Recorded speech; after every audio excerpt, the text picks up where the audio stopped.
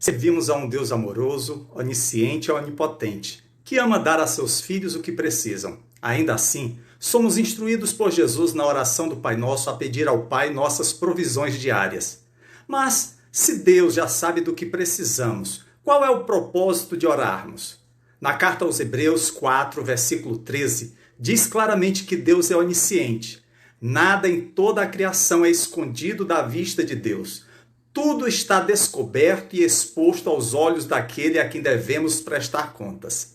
E no livro de Daniel 4, versículo 35, temos a informação de que ele é todo-poderoso, pois todos os povos da terra são como nada diante dele.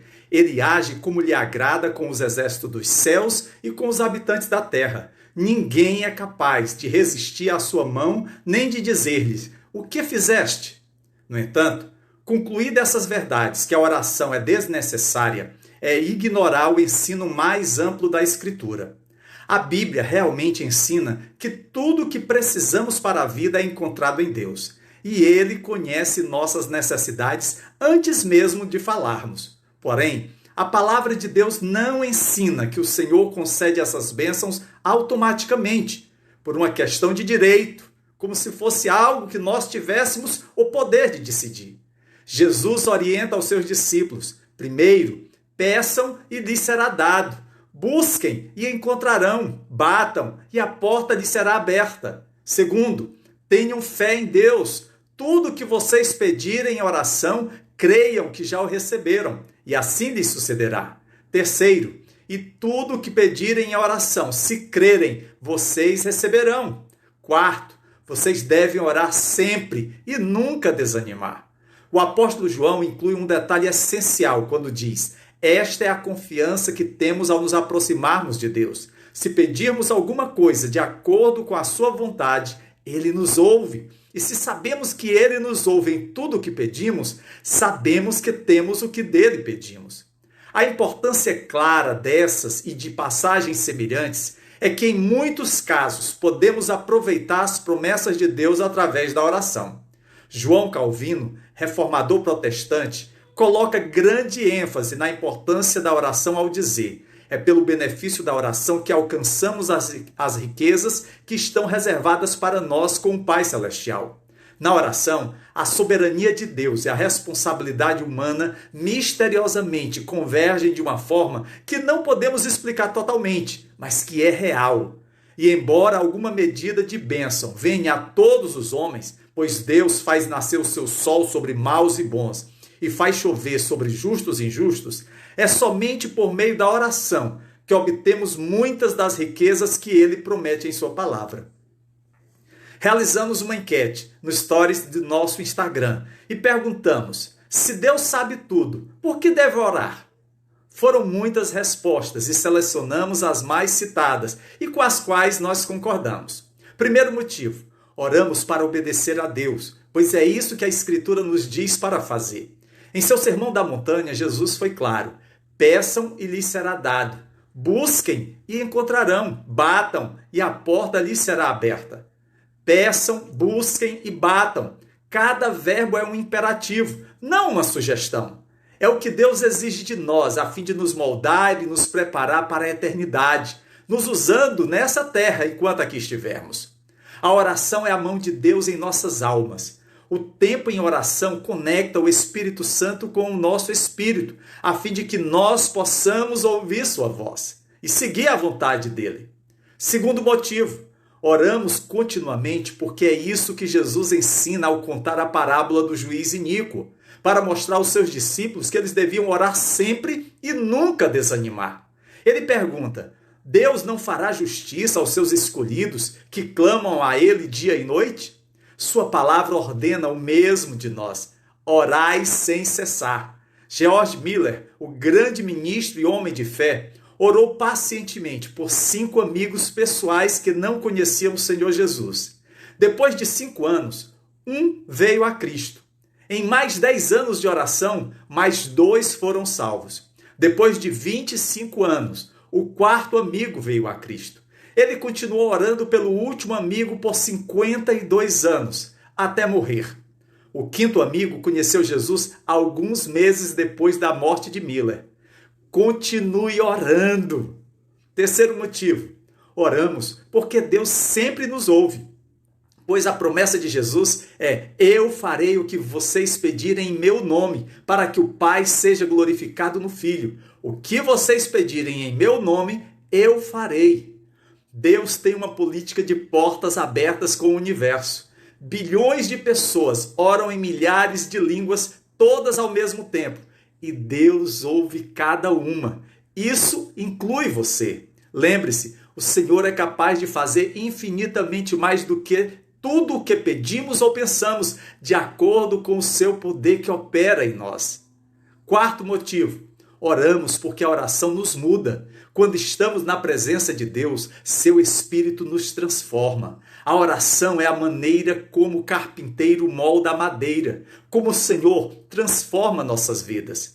Ele nos toca para nos mudar. Em nosso tempo em oração, nos tornamos mais semelhantes à imagem de seu Filho, a fim de que ele seja o primogênito entre muitos irmãos. Quinto motivo, oramos porque a oração nos ajuda a ver a fidelidade e a bondade de Deus em nossas vidas. Ao vermos Deus respondendo às nossas orações, iremos reconhecê-lo como um Pai verdadeiramente fiel, que deseja dar boas dádivas aos seus filhos. É isso que Jesus ensina ao dizer: se vocês, apesar de serem maus, sabem dar boas coisas aos seus filhos, quanto mais o Pai de vocês que está nos céus dará coisas boas aos que lhe pedirem. Sexto motivo, oramos porque a oração nos ajuda a entender mais sobre o caráter de Deus. O ato de orar, de pedir a Deus, lembra de nossas fragilidades, fraquezas, necessidades e pecados. É quando confessamos nossos pecados, nossa iniquidade em oração perante nosso Pai Celestial, que passamos a conhecê-lo mais como aquele que é totalmente perfeito, bom e santo, que nos perdoa de todos os nossos pecados em Jesus Cristo, que não nos trata como merecemos devido aos nossos pecados, mas que tem compaixão de nós e nos satisfaz com o bem. Queridos, esses são alguns motivos porque devemos orar, mesmo sendo Deus onisciente e sabendo tudo. Peço desculpas se o seu motivo não foi incluído, mas certamente outros bons motivos também poderiam ser citados. Mas há uma outra questão que devemos estar atentos. O fato de Deus nos ouvir significa que Ele vai nos atender? Ouvir e responder podem não ocorrer simultaneamente. Costumamos dizer que Deus não ouviu nossas orações se ainda não atendeu nosso pedido da maneira como pedimos. Contudo, o Pai ouve o pedido do Filho, tanto o que deve ser recusado, quanto aquilo que vai ser atendido. Esteja certo, quando oramos, Deus sempre nos dá o que pedimos ou algo melhor. Ele sempre nos ouve, sempre atende nosso pedido da maneira que é para a sua glória e para o nosso bem. Ele não é caprichoso, arbitrário ou surdo. Ele é um pai que fica entusiasmado cada vez que um de seus filhos o chama. Toda vez. O Pai nos ama tanto que viu seu filho morrer em nosso lugar, em nossa cruz, por nossos pecados. Você conhece alguém que o ame o suficiente para dar o seu filho para morrer por você? O Senhor fez isso. E quando a resposta de Deus é contrária ao que pedimos? Qual a sua reação? É importante entendermos que o fato de Deus ser um Pai amoroso, isso não é uma senha para que Ele nos dê tudo o que pedimos, da maneira como queremos. Há algumas razões pelas quais Deus não concede o que pedimos. Primeira razão, o tempo de Deus pode não ser o nosso tempo. Ele pode estar trabalhando agora mesmo para responder à sua oração, mas você ainda não pode ver essa realização da sua oração. Você simplesmente não sabe disso. Por 21 anos, Mônica, mãe de Agostinho, orou por sua vida, até que o Senhor o transformou no grande teólogo dos primeiros séculos da igreja. Não se esqueçam disto, amados. Para o Senhor, um dia é como 1000 anos e 1000 anos como um dia. Na maior parte das vezes, o ser humano quer fazer a sua própria vontade e receber as coisas no seu próprio tempo. Mas o tempo de Deus é diferente do nosso. Deus é perfeito em tudo aquilo que faz. Ele sabe quando é o melhor tempo para recebermos certas coisas na nossa vida. Simplesmente espere e confie. Segunda razão, Deus nos ama demais para nos dar o que pedimos, a menos que seja para o nosso bem. Quando oramos por algo que Deus não concede, podemos saber que foi melhor que Ele agisse como agiu, mesmo quando não entendemos por quê. Uma irmã muito querida em nossa igreja sofreu de câncer por muitos meses. Oramos por sua cura por muito tempo.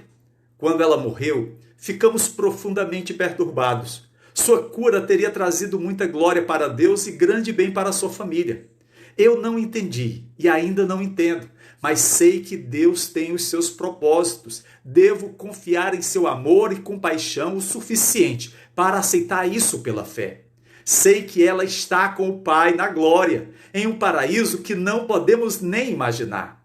Na providência de Deus, nossa contribuição para o seu reino na terra será concluída. Não sabemos o dia que Ele nos chamará, mas a nossa recompensa já está preparada. A eternidade nos aguarda. Só quando estivermos na glória entenderemos completamente a vontade e os caminhos de nosso Pai. Quero concluir com o testemunho de um soldado anônimo. Ele escreveu: pedi a Deus forças para governar. Fui enfraquecido para aprender a servir. Pedi saúde para fazer grandes coisas. Recebi enfermidade para fazer as melhores coisas. Eu pedi riquezas para ser feliz. Recebi pobreza para ser sábio. Pedi poder para ganhar o louvor dos homens. Recebi fraqueza para que pudesse depender e dar glória somente a Deus. Pedi todas as coisas para desfrutar a vida. Foi-me dada a vida para desfrutar de todas as coisas. Não recebi nada do que pedi, mas recebi tudo o que merecia. Apesar de tudo, minhas orações foram atendidas e eu sou entre todos os homens o mais ricamente abençoado. Que o Senhor abençoe sua vida, para que perseveres em oração, crendo que Deus age em todas as coisas para o bem daqueles que o amam, dos que foram chamados de acordo com o seu propósito. Amém.